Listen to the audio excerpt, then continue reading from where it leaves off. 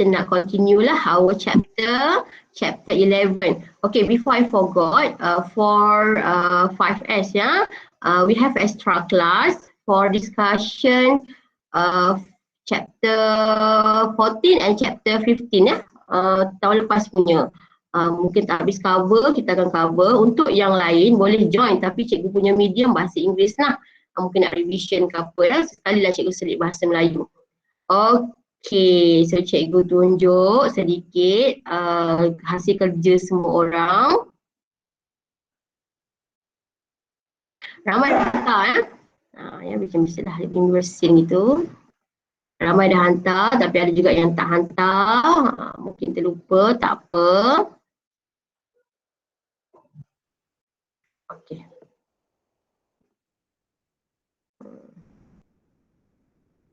Ini siapa punya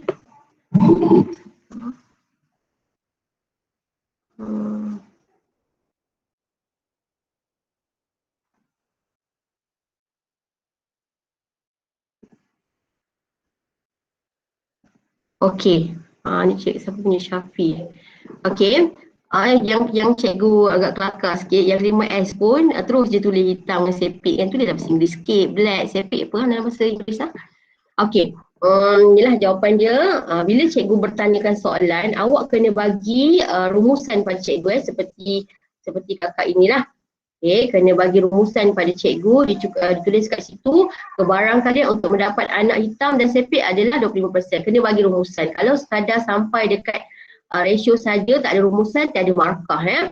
Okay, lagi satu, kalau perasan dekat untuk yang ibu tadi, gamit dia nak tulis satu pun boleh. Ramai juga tulis satu, K kecil, B kecil kan. So awak pun buat pandit square lah. Kalau boleh pandit square ni tolong tablekan dia lah ya. Tapi sebab ramai mengadu, pembaris hilang lah apa.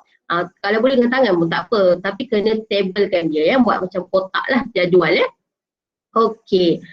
Sebenar-benarnya cikgu jangan lupalah yang tepi ni ya. Genotype induk, phenotype induk, gamit, proses meiosis.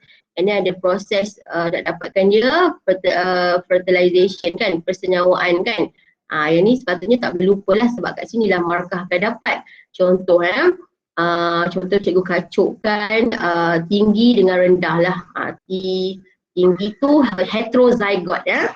Sebab ramai lagi tanya cikgu, heterozygot tu apa? Heterozygot tu mengandungi kedua-dua alel, dominan dan juga resesif.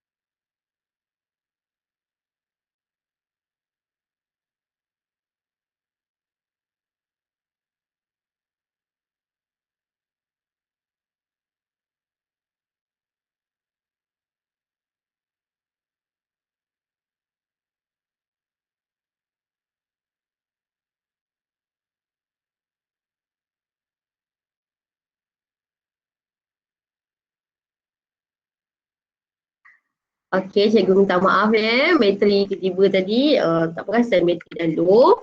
Okey, so cikgu continue.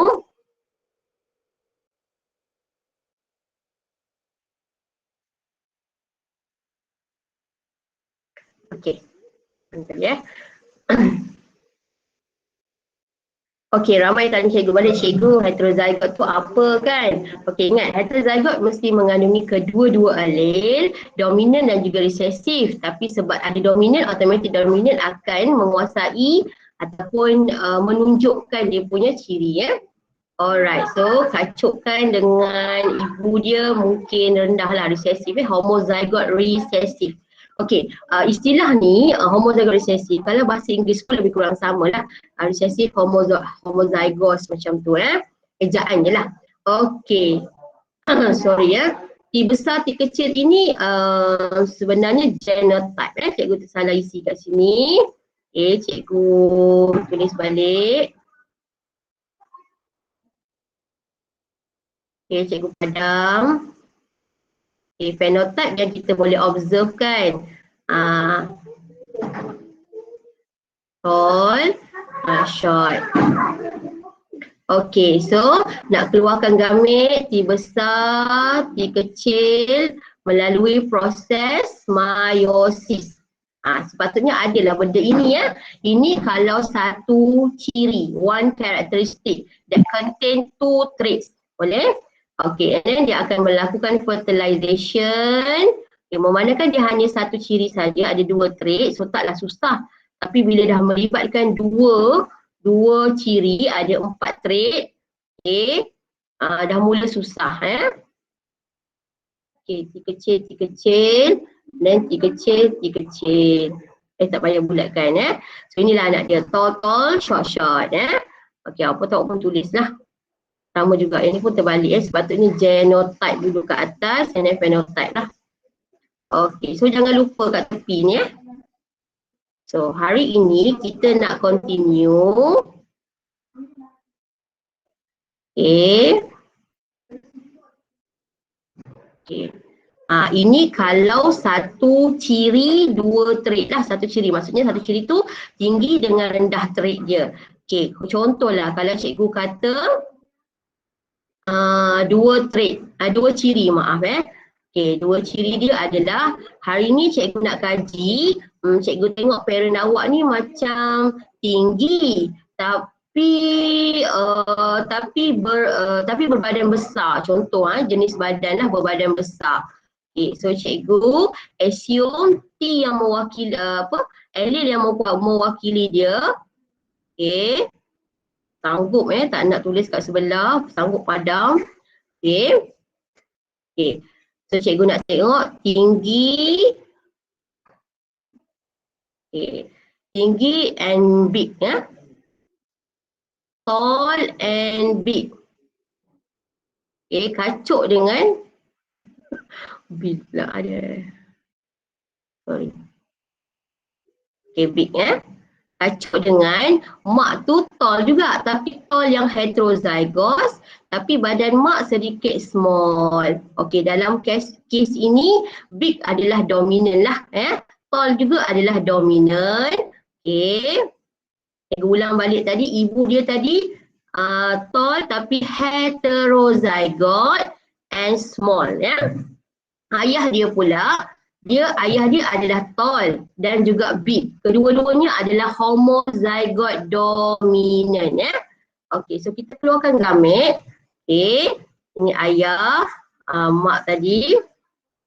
Okay, gamit dia memandangkan ayah tadi tall yang homozygote dominant, T besar. Okay, and then big pun homozygote dominant, cakap kata homozygote dominant B besar, T besar. Okay, kacukkan dengan mak dia tadi dia cakap heterozygote. Maksudnya mak dia T besar ke, T kecil, T besar, T kecil kelas. T besar, T kecil. Very good. T besar, T kecil. Kalau small, automatik mak dia adalah B kecil. B kecil. Very good. Inilah cara untuk mengeluarkan genotype bagi induk tadi. Kena faham homozygote dominant, homozygote recessive dengan heterozygote So cara nak keluarkan gamit macam susah sikit kan sebab ada 4 gamit. So awak buatlah dulu macam pindah silang sikit lah. Tapi sebab ni sama boleh keluarkan satu sajalah. T besar. Kalau tak sama buatlah. Okey, kacuk dengan, okey ni dah kena tu sikit. Satu T besar dengan B kecil. Satu lagi T besar B kecil juga. Ni gamit lah gamit. Sebab ada orang yang tanya kat cikgu tak faham lah cara nak keluarkan gamit. T kecil B kecil. Satu lagi T kecil B kecil. Ni gamit-gamit dia lah ya. Okey, so awak kena kacukkan ke semua ini ya. Kacukkan semua ini, fertilizekan dia. Baru dapat F1 punya phenotype ya. Okay, tapi nak senang awak boleh buat yang dinamakan Punnett square. Punnett square. Punnett square mesti mengandungi gamit ayah dan juga gamit ibu parents dia lah. Betul PC lah. PC dia punya gamit. Okey ya. So dapat nanti baru awak buat ratio dia berapa lah. Okey, so hari ini cikgu nak continue. Hari ini bukan dah berkaitan dengan pewarisan gamit maksudnya gamit pula dah ciri. Hari ini kita nak terus pada pewarisan manusia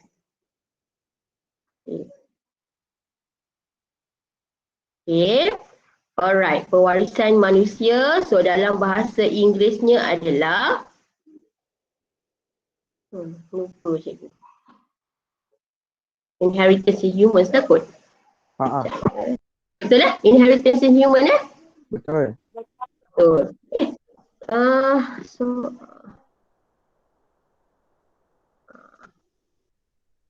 Sorry. Cikgu macam terlajak pula dah. Tak ada orang pula beritahu kat cikgu ya. Sepatutnya kita belajar 11.3 dulu. Genes and alleles ya. Okay, cikgu minta maaf. Cikgu patah balik sikit. Genes and alleles. Okay, gene dengan allele lah. Tapi yang ni pun basic lah kita dah belajar hari itu. Okay, so kita dah tengok cikgu terus pergi pada gambar Okay, ataupun gambar dulu cikgu terangkan. Ini adalah satu kromosom, homologous kromosom ya. Dalam tu ada DNA. Yang berpintal-pintal ni semua DNA. So setiap pintalan itu ada coding untuk asid amino, automatik itu DNA lah. Itulah yang dinamakan gene. Contoh gene bentuk bibir lah ya, our shape of lips lah. Dan bentuk bibir, satu bentuk dia buncung, satu lagi bentuk dia macam besar kecil lah, senang ya. So B besar, orang ini adalah homozygote dominant bentuk dia ya, mulut besar. Tu B besar. So ini yang dinamakan gene ya. Gene yang DNA yang pintal tadi diwakili oleh B besar ini adalah allele. Tempat beradanya benda ini adalah locus ya. Itu sahaja. Okey. So dalam manusia bilangan gene yang mengekodkan protein dalam satu set kromosom haploid dianggarkan sebanyak 25,000. So dalam satu homologous kromosom ini ada 25,000 coding. Memang nak kena check, kena guna satu teknologi lah ya. Kita kena buat DNA fingerprinting lah. Okey. Rajah menunjukkan terdapat 5 gene beserta allele masing-masing. Saya menunggu. Amru ni tunggu apa? Tunggu cikgu ke dia tak masuk lagi ke? Amru dah masuk ke Amru? Cikgu ada yang request masuk ke? Oh alamak. Itulah bila cikgu dah record je cikgu dah tak boleh ni Tak apa, kita bagi dia orang masuk dulu. Sekejap Bagus awak ni, sabar. Ya Allah, ramai je nak masuk, menangis. Okey. Kalau ada lagi beritahu kat cikgu ya, takut cikgu terlepas pandang. Takat ni mesej cikgu tak ada. Ingat kalau tak boleh masuk tu terus bagi email pada cikgu ya. Okey, cikgu sambung. Cikgu dah cerita locus, cikgu dah cerita gene, dan cikgu dah cerita allele yang mewakili gene tadi. Okey. So, yang ni centromere lah yang kita belajar itu. So, inilah adalah homozygote dominant, homozygote recessive dengan heterozygote ya.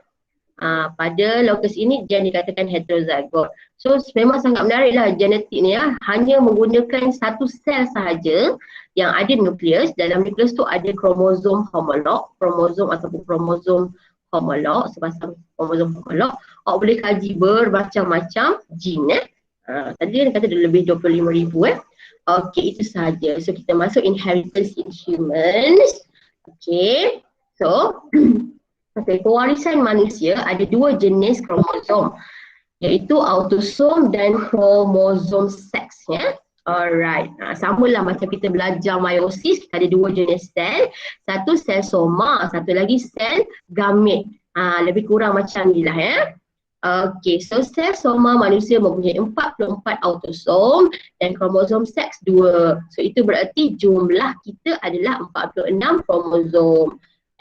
46 kromosom. Ni jumlah ni 46 kromosom. Dan kena ingat, ya, autosom berbeza dari segi saiz dan panjang. Okey. Okey, cikgu terangkan dulu baru kita tengok gambar, ya. Okey, nombor 1 sampai nombor 22, kita punya autosom ni daripada nombor 1 sampai nombor 22. Kalau kromosom seks nombor 23. So nanti kalau contoh jadi saintis lah, ya, bila awak tengok ada contoh ada penyakit lah kat budak tu, so, macam baby yang baru nak lahir ni. Okay, awak pelapor pada awak punya ketua awak, bukan doktor, saintis, saintis yang kaji. Mungkin kita ambil sedikit air amnion punya air tu, air berdali ketuban, kita ambil sikit, punya jarum mana kita kaji. Okay, sir, we have a problem, effect chromosome number 23. So automatic orang akan faham, oh dia punya chromosome sex problem. Ataupun kita kata, oh mostlynya banyak penyakit ni lah. Sir, we have a problem that relate with the chromosome 21. So automatic kita bayang kemungkinan dia adalah syndrome Down lah. So sangat menarik lah, ya, siapa-siapa yang saintis dalam bidang genetik, kan. Okay, and then ni lah yang cakap tadi, mengawal semua ciri sel soma. Means semua sel dalam badan kita kecuali sel gamet, ya, itu sel soma. Sama juga, bahasa Inggeris pun somatic cell, ya. Okay, in sex chromosome, so we contain gene yang menentukan jenis jantina, differentiates lah our sex. Okay, for autosome, alright, for example, dia adalah kumpulan darah, yang warna kulit, apa-apalah kita punya genetik tu semua tu. Tapi kalau untuk kromosom seks, either XY for girl, this one, and then, sorry, kita balik ini jantan, ya. Aduh, cikgu padam balik. Okay, cikgu akan padam balik dia. Okay. Okay. Okay. Ni untuk lelaki.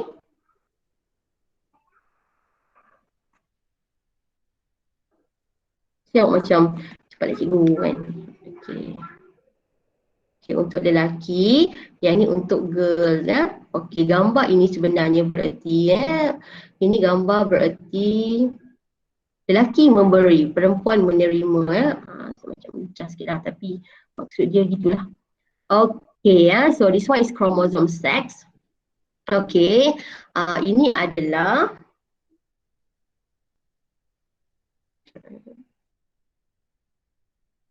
alright. Okay, kalau perasan dekat sini, ini adalah X, ini adalah Y. Y sedikit kecil berbanding dengan X, X besar, ya. So kromosom Y hanya membawa jin yang terlibat dengan penentuan ciri seks sahaja. So means kalaulah awak kahwin nanti, awak tengok anak awak semua perempuan, awak pun sibuk nak kahwin lain, kan.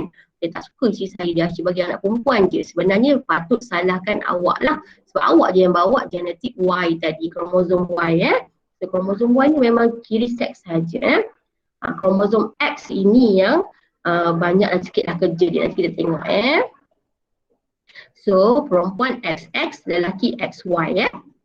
Okay, so pewarisan manusia, bilangan dan struktur kromosom yang hadir. Okay, apa-apa saja bilangan dan struktur kromosom yang hadir dalam nukleus sel kita panggil karyotype. Daripada kromosom 1 anti kromosom 23, ya.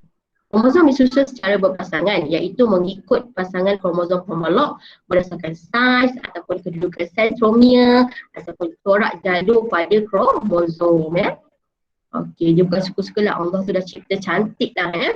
Okey, pertama sekali kita tengok nombor 1 ini, walaupun dia macam mengengkot gitu, tapi bila kita ukur saiznya sama, ya. Saiz dia sama, tinggi dia sama sebenarnya, ya. Okay, so tadilah 3, ya. Mengikut saiz ataupun mengikut kedudukan sentromere. ataupun ke sini ke sentromere dia, dan juga mengikut jalur DNA tadilah. Alright, so this one is karyotype lelaki. Bila kita hamparkan kromosom dekat dalam nukleus tadi, kita tengok dekat bawah mikroskop, kita akan jumpa begini. Tapi janganlah agak pula ya, jumpa jumpa nombor 1, nombor 2 macam ni takkanlah dekat bawah mikroskop tiba-tiba keluar nombor 1, nombor 2. Kita kena pandailah sendiri antara coding-coding dia. Dia akan keluar macam ni saja, gambar kromosom saja tapi berpasangan lah. Okey, kita akan tengok kat sini 44 plus XY means lelaki lah. Okey, and then karyotype perempuan 44 plus XX. So means perempuan lah. Macam tu Okey, so pewarisan manusia, perubahan bilangan kromosom boleh terjadi akibat kegagalan kromosom homolog terpisah semasa anafasa 1 ataupun semasa anafasa 2. Kromosom kembar gagal terpisah. Peristiwa ini dipanggil tak disjunksi ataupun non-disjunction in English, and boleh berlaku kepada kromosom tertentu. Ini semua kita belajar masa bab 6 dekat form 4. Okey, so tak boleh nak membahagi ni, tak tertarik ni anafis kita, kromosom tak tertarik.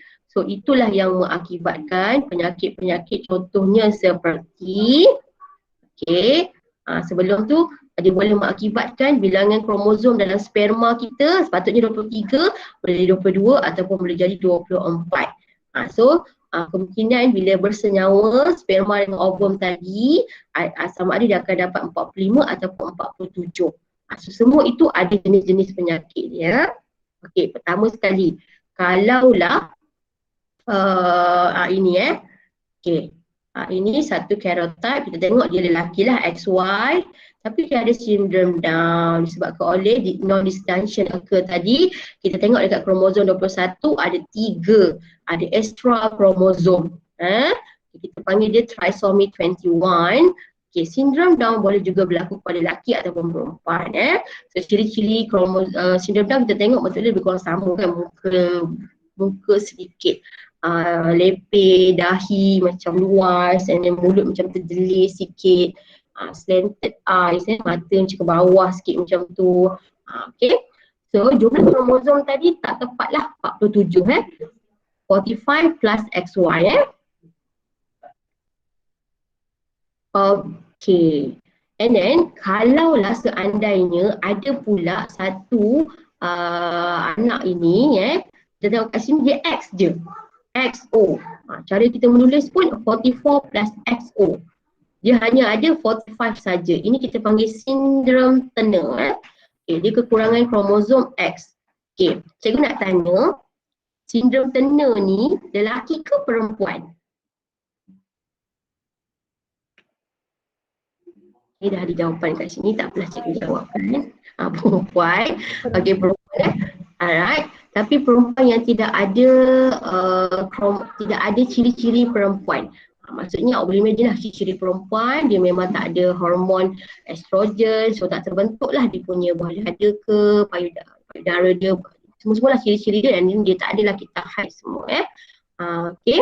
Dan dia mungkin sedikit terencat retarded lah, mental retarded okay. Mungkin kemungkinan juga dia tak ada rahim, tak ada uterus so itu adalah sindrom Turner.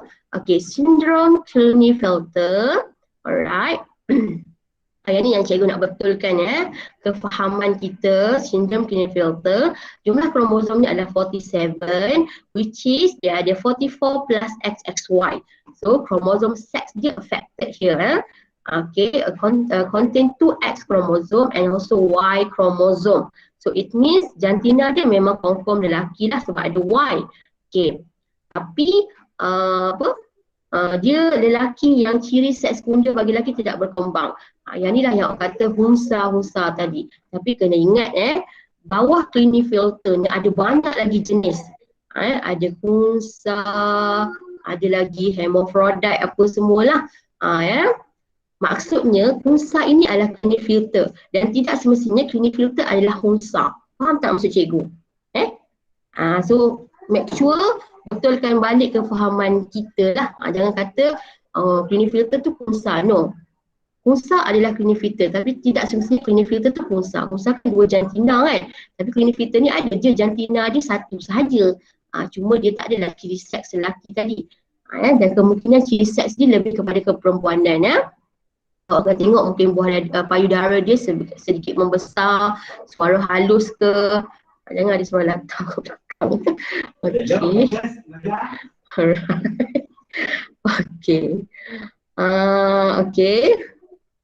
Kumpulan darah ABO. Cikgu dah habis dah jantina tadi. Ada yang tak faham tak? Boleh tak kelas? Pewarisan manusia. Pertama, jantina. Boleh kelas? Boleh faham tak? Boleh ke? Okay. Boleh tak cikgu nak tahu kalau 44 plus XX, lelaki ke perempuan? Laki. Perempuan. Perempuan. Siapa jawab lelaki tadi tu? Okey. Boleh tak cikgu nak tahu kalau dia 45 sahaja kromosom dia, itu sakit, itu sindrom apa? Ada. Turner. Lelaki ke perempuan tu Turner tu? Perempuan. Very good. Kalau dia 47 kromosom tapi affected kromosom dia adalah 21. So dia adalah sindrom apa? Sindrom Down. Sindrom Down, ya. Tolong jangan kacau. Okey. Okey, kita tengok kumpulan darah ABO juga pewarisan. Awak tak boleh tolak. Memang nak tak nak awak kena terima lah apa daripada ibu dan ayah awak bagi. Okey. So, untuk darah ABO ni ada 3 alel yang bawa. Special sikit. Biasa 2 alel. Okey. Okey, cara menulis alel dia adalah IA dengan IB dengan IO. Dulu silibus lama cara dia menulis dia begini. So kontroversi sikit lah. So kita cantikkan, pengubah cantikkan, tak payah label-label begitu. Okey, kita label macam biasa, IA dengan IA. I ni sebenarnya ada maksud dia lah ya, tapi tak ada dalam silibus dan cikgu pun malas tak terang, cari sendiri. Okey, IA dengan IB dengan IO lah. Okey, mungkin semua orang pernah dengar AB, darah AB. Cikgu saya darah AB, saya ni adalah penerima universal. Betapa bangganya menyebut penerima universal lah. Padahal macam useless gitu kan. Okey. Alright, kenapa dia hanya ada AB? Sebab kedua-duanya menonjolkan ciri dominan. Maksudnya kedua-duanya ada alel IA dan IB. So dua-dua tak nak beralah. IA nak, IB pun nak. So kita panggil dia codominant. Codominance. Codominant. Maksudnya kalau dua-dua hadir, dua-duanya hadir, dua-dua akan menonjolkan ciri dia. Okey, so cikgu pergi patah balik kat sini. Alel ini menentukan jenis antigen yang terdapat pada permukaan. So kat sini ada antigen. Apa jadi kalau contoh antibody kena, dia akan agglutinate lah. Macam tu Walau bagaimanapun seseorang itu hanya bawa 2 alel sahaja. Dia bawa 2 alel, tapi alel apa? Contoh kalau cikgu ada IA dengan IO. Disebabkan IA saja dominan, darah dia adalah darah A. Macam itulah. Okey, risuan darah. Ni ada orang tak boleh tengok darah, even lukisan macam ni tak boleh tengok Rasa macam lawyer. So kalau tak boleh tengok, pejam mata, dengar je suara cikgu. Okey. Tadi cikgu dah terang kombinasi tadi alel IA IO. So automatik dia adalah darah A, IBIO darah B. Alel IA dengan IB adalah codominant. Macam ni aja dominant. Okey, so nak tak nak kedua-dua alel akan ditunjulkan. Okey. So dalam kes darah AB ni, phenotype dia adalah AB tu. Darah A, itu phenotype. Tapi genotype-nya, dia adalah AIB. Macam tu Alright, so cikgu ada satu jadual, kita tinggal L kat sini, menunjukkan genotype kumpulan darah ABO dan phenotype kita tengok. Okey, so ini adalah phenotype A, B, ABO, ini adalah genotype dia lah. So jangan heran lah nanti kalau awak kahwin, awak tu confirm darah A kan. Awak darah A, awak kahwin dengan orang darah contoh darah A juga. Tiba-tiba anak awak semua darah O okey, keluarlah 10 orang anak semua darah O. Awak dah mula tuduh dah pasangan awak tu curang kan. Nenek dia. Okey, padahal dia sebenarnya yang terfertilization adalah IA, IO. Okey, kita fertilizekan dengan IA, IO so bila kita kacukkan dia, okey, ada anak yang mungkin dapat IA, IO. Okay. Ni saya tak buat kat tepi dia. IO, IO, IO, IA. Itu lagi. So 50% lah. IO, IA. So ini adalah darah. Okay. Darah A, ini darah O. Ini darah A. Yang ni pun darah A. Sorry. Tak apalah, nanti cikgu tunjuk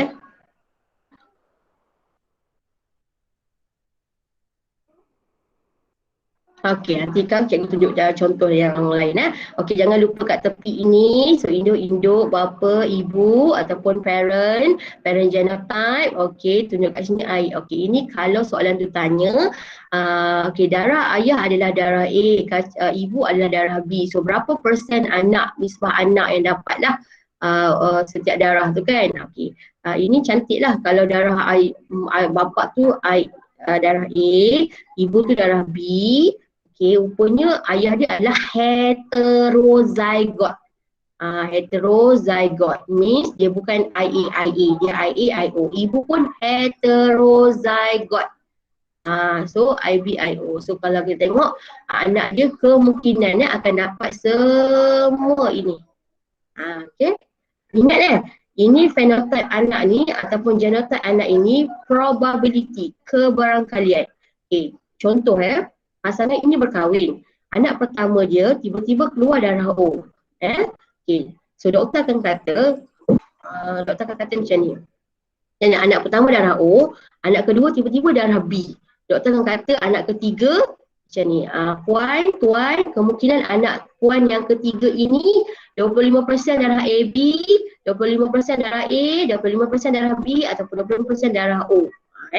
Dia tak akan kata, okey puan nanti anak ketiga sebab dah ada O, dah ada A, anak AB kot ataupun B. Tidak Ini hanya kebarangkalian.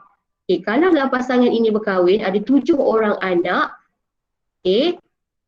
tiba-tiba semua anak adalah darah B. Itu sebenarnya kebarangkalian sahaja untuk mendapat 4-4 ini. So dia bernasib baik kalau semua anak ni ada yang dapat O, ada yang dapat B, ada yang dapat A, ada yang dapat AB Jangan ingat lahir je ikut giliran AB, A, B, O. Tidak ini hanya probability, kebarangkalian. Nak belajar dekat math itu ini kebarangkalian sahaja. Okey, kita pergi yang darah A, O tadi. Cikgu nak beri, nak tunjuk contoh tadi. Okey, IA, IO, IA, IO So gamit dia adalah IA, IO, betul gamit dia yang ni IA IA, IO. Okay, so bila kita kacukkan dia kita akan dapat IA, IA, kita akan dapat IA, IO, kita akan dapat kat sini IA, IA, dan ni pun IA, IO, IO. So 50% lah so jangan heran lah nanti kalau orang darah A, contoh cikgu darah A, cikgu Fakar pun darah A, tiba-tiba anak cikgu darah O. Kemungkinan cikgu dengan cikgu Fakar adalah heterozygote. Okey, kalau lah cikgu darah A, cikgu Fakar pun darah A, tapi kita tak tahu kita nak homo ataupun hetero kan. Anak cikgu tiba-tiba darah A. Kemungkinan cikgu dah heterozygote, kemungkinan cikgu Fakar tak mungkin heterozygote. Kemungkinan dia homozygote. Sebab apa nanti bila awak buat ni, awak akan dapat semua anak akan darah IE. So kita kena tengok anak kita pula nanti. Cuba buatlah kacukan ini Nak buat, nak try. Boleh, tak payah awak.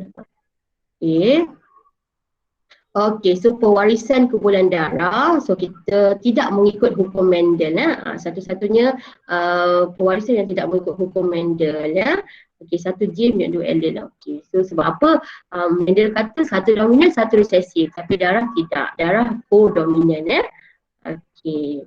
Selain daripada darah, kita ada satu lagi yang dipanggil faktoreses. Sebab itulah darah kita ada A negatif ataupun A positif. Ini kan kita dah pernah buat tahun lepas. Yang ujian darah tu kan. Kat situ ada juga faktoreses, iaitu mengandungi antigen D. Okay. So dalam individu yang mengandungi faktoreses disebut reses positif, RH plus ataupun dia ada RH negatif. Okay. Alright. Okay.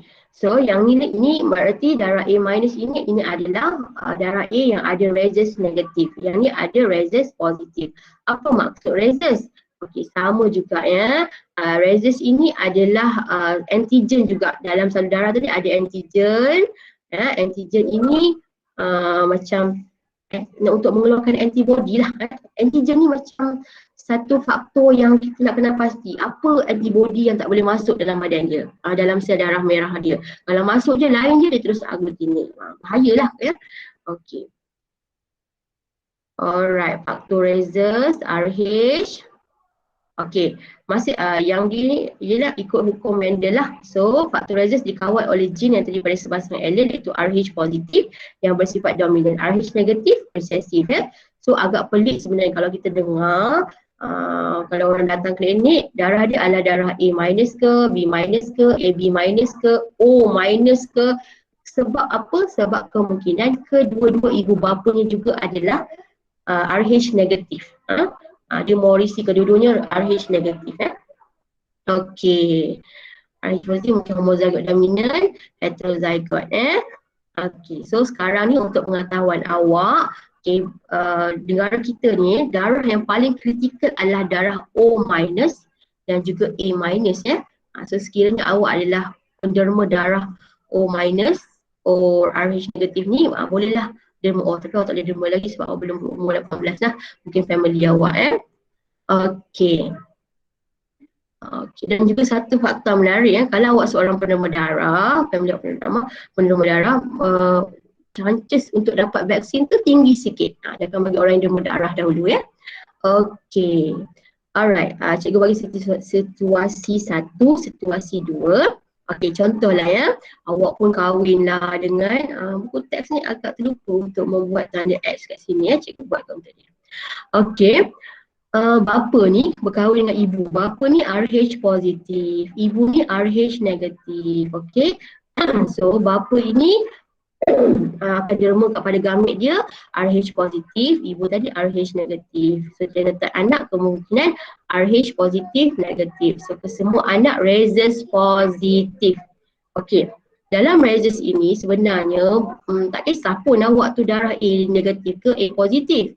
Janji awak dengan pasangan awak tu maksud cikgu jangan boleh sama lah. Sebab apa cikgu ulang balik, cikgu pernah terang sebenarnya tahun lepas. Okey, ini ibu yang mengandung, ni perut ibu mengandung. Okey, ibu ini ada anak. Cikgu ambil situasi 1 Okey, ni ada anak dia. Okey. Alright. Okey, ibu tadi RH negatif kan. Okey. Ada lagi nak masuk Alright. Dah masuk belum? Ya Allah lama. Okey. Cikgu ulang balik pada yang masuk ni, yang baru masuk tadi. Nanti tengok balik lah ya. Jadi cikgu rekod ke tidak? Rekod. Okey, cikgu sambung balik. Silap.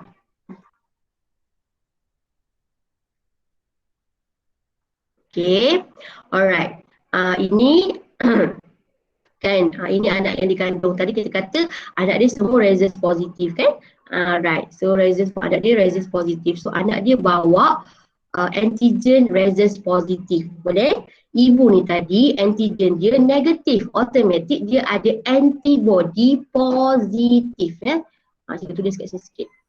Okey. So apa jadi bila anak yang dikandungkan ini positif, dia akan keluar banyak sangat positif, antibody positif sebab dia nak lawan kan antigen apa ni kan, dia tak kenal kan. So anak pertama akan survive, lahirlah dia. Okey. Tiba-tiba mak dia mengandung lagi. mak dia mengandung lagi, anak tu pula rhesus positif juga. Sebab tadi kita kata semua anak rhesus positif kan? Okey. So mak dia tadi dah ada positif yang asal kan, dah kenal dah ada sel memori dah. So dia akan upgrade lagi, banyakkan lagi. So apa jadi pada baby ini? Ibu tu sendiri menentang darah anak So apa jadi? Anak tadi akan miscarriage, gugur itulah yang terjadi. So anak kedua tidak survive kebiasaannya kalau tak dirawat. Okay, sebab itulah bila mengandung, pregnant, ibu tu pergi ke klinik. Bila dia rhesus negatif sahaja, satu klinik akan declare dia. Nama awak akan terpampang lah dekat klinik itu. Contohnya apa? Puan S, rhesus negatif, terpampang. Semua orang akan tahu, satu daerah akan tahu awak rhesus negatif. Okay, situasi kedua, alright. Ini bapa. Bapa ini adalah homozygous ke? Homozygote ke heterozygote class? Hetero. Hetero. Very good. Good. Okay, ibu adalah homozygote recessive. So ibu dengan ayah pun berkahwin lah. Okay. Ini nak masuk cikgu Kalau awak dah tahu yang ibu lah perempuan, awak dah tahu awak adalah A- contoh, awak adalah rhesus negatif. Carilah pasangan yang rhesus negatif juga kalau boleh. Kalau boleh, sebab kita tak nak memudaratkan awak. Memudaratkan awak dan anak yang awak kandungkan nanti Kalau boleh, tapi jodoh kan.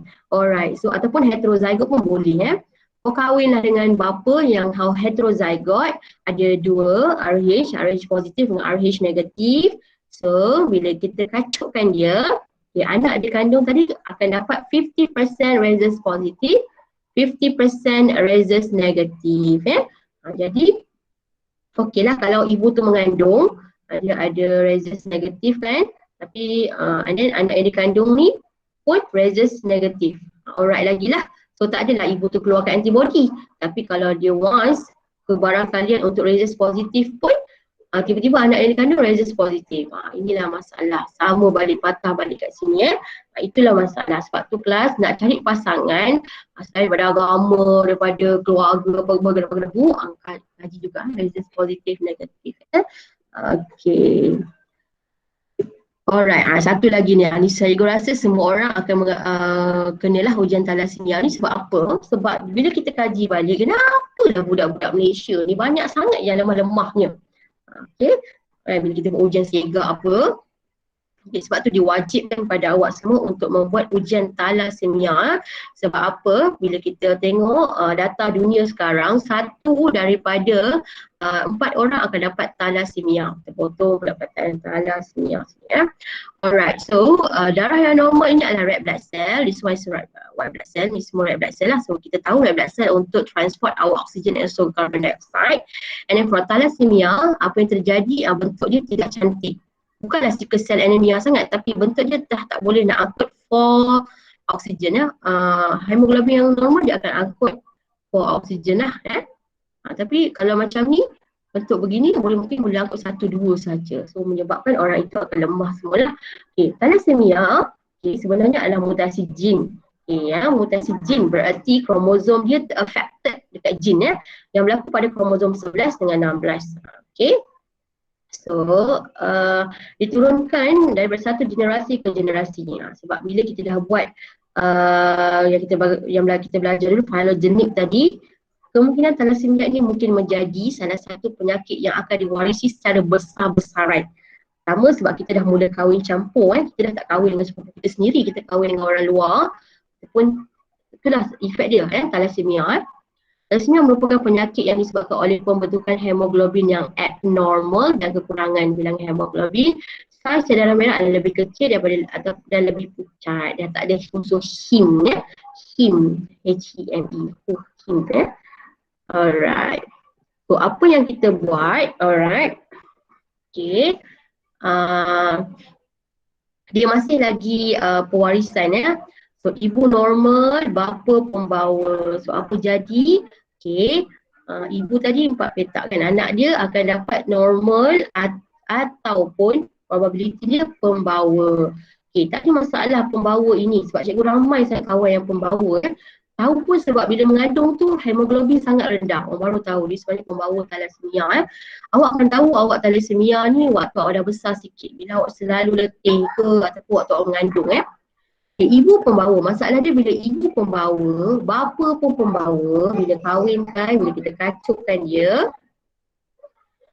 ada anak yang normal, okey. Semua anak normal pun lagi baguslah. Ataupun ada anak yang pembawa,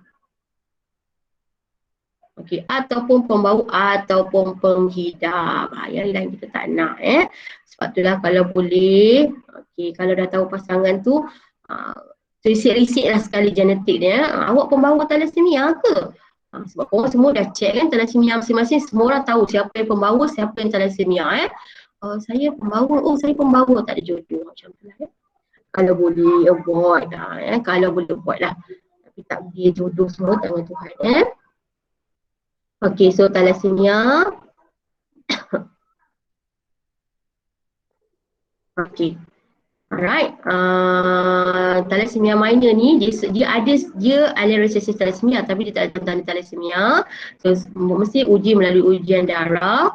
Okey, yang mana seseorang itu mungkin dua ada recessive. Okey, bila major je dua-dua recessive lah Okey, tanda-tanda thalassemia, letih, usat, sesak nafas and then serta perubahan pada pembentukan tulang muka sejak dari umur 3 hingga 18, sedikit cengkung gitu Okay, so masa awak nak masuk SBP ni pun awak ada satu form awak kena declare sama awak thalassemia ataupun tak.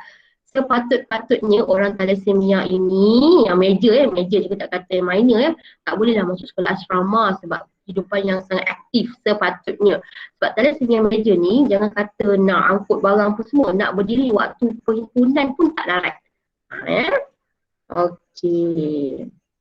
Alright, so the last one untuk pewarisan manusia adalah penentuan jantina Kita dah tengok kita punya karyotype 44 plus XY or 44 plus XX. So automatic kita punya gamete will contain 22 plus X or 22 plus Y.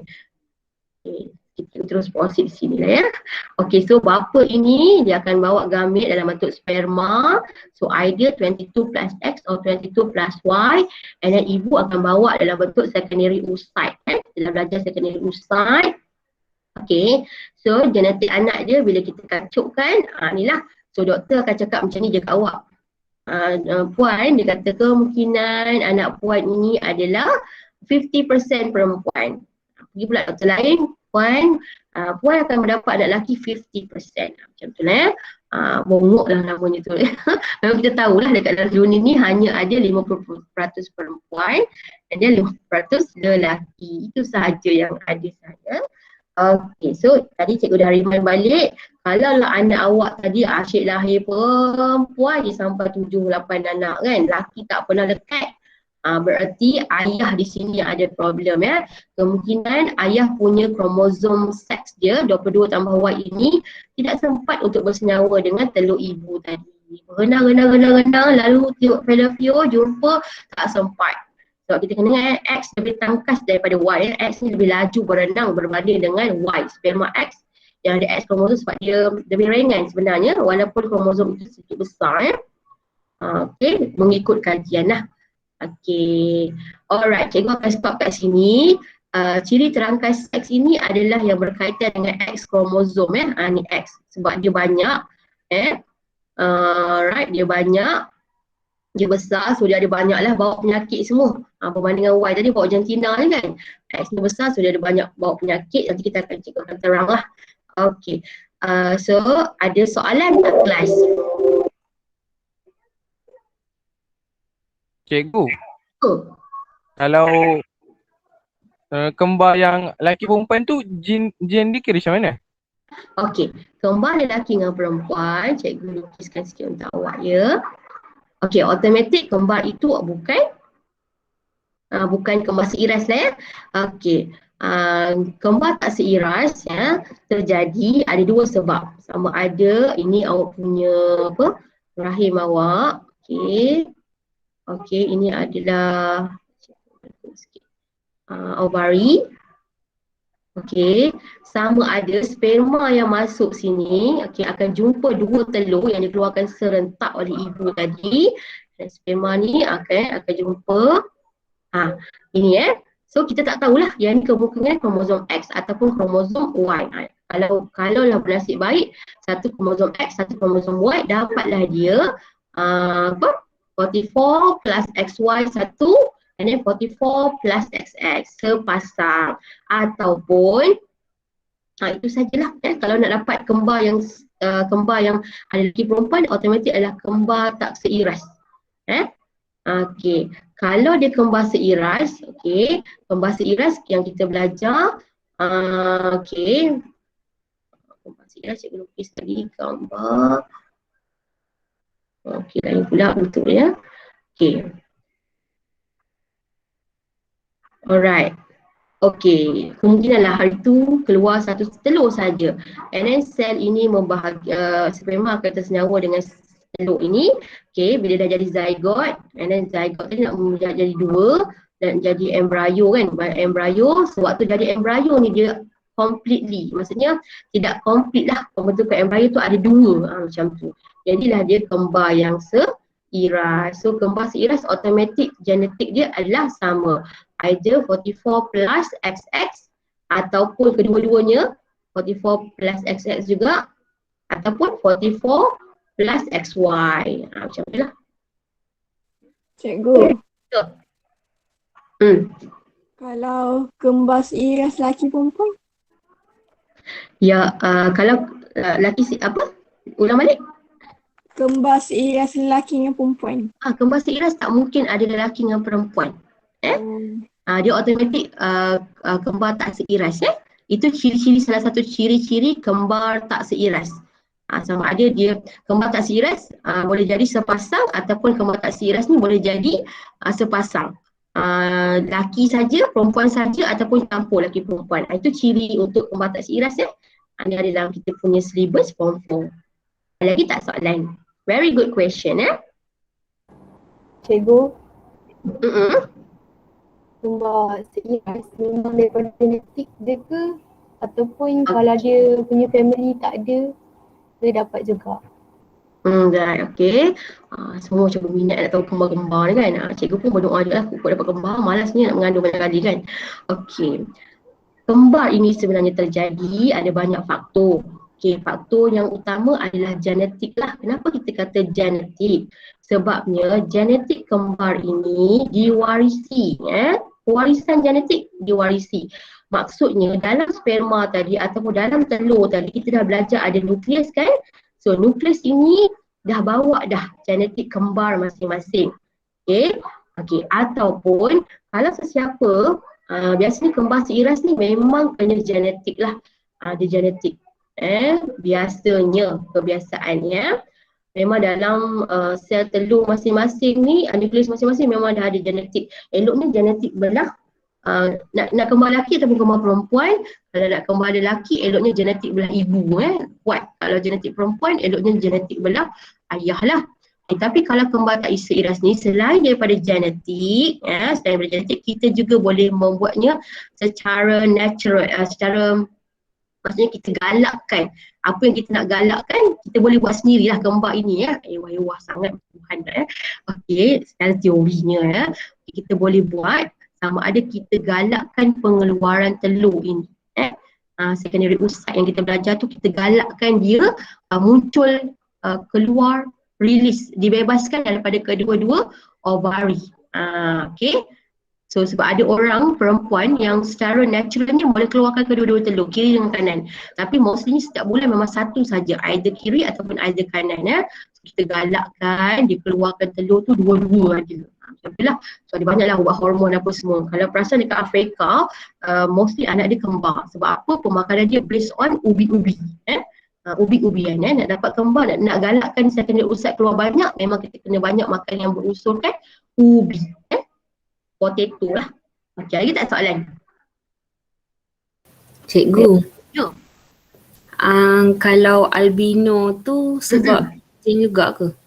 Albino, albino tu lah nanti kita nak belajar dekat penyakit terangkai seks tadi.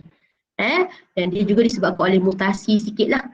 So cikgu tak sempat masuk. Cikgunya tu sempat masuk.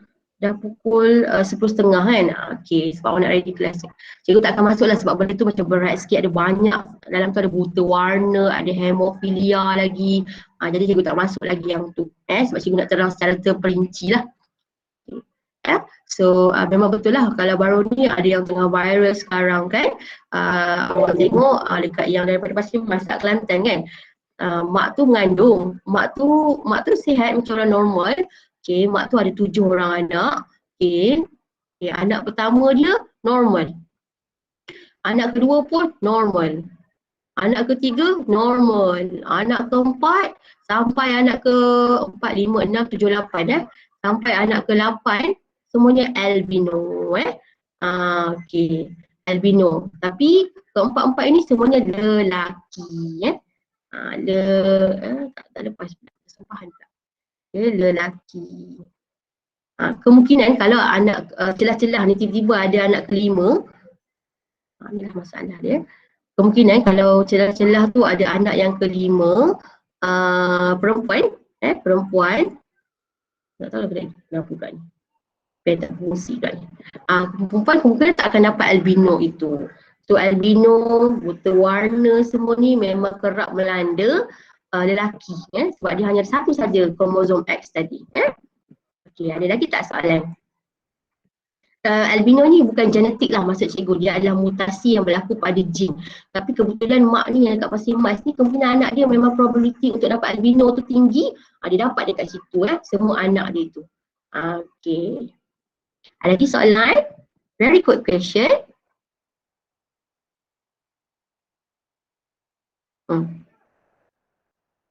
Faham ke? Faham cikgu.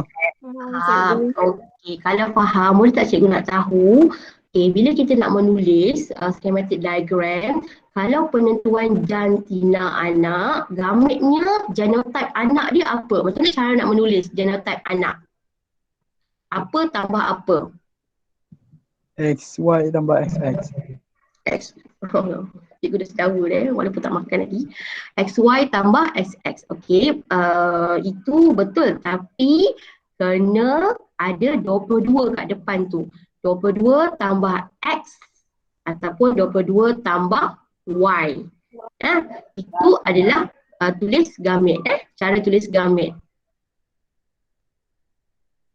Okey. 22 tambah X ataupun 22 tambah Y. Okey, boleh tak cikgu nak tahu kalau kita nak menulis genotype untuk tadi kita belajar genotype untuk jantina, and then kita belajar RH rhesus. Macam mana cara nak menulis?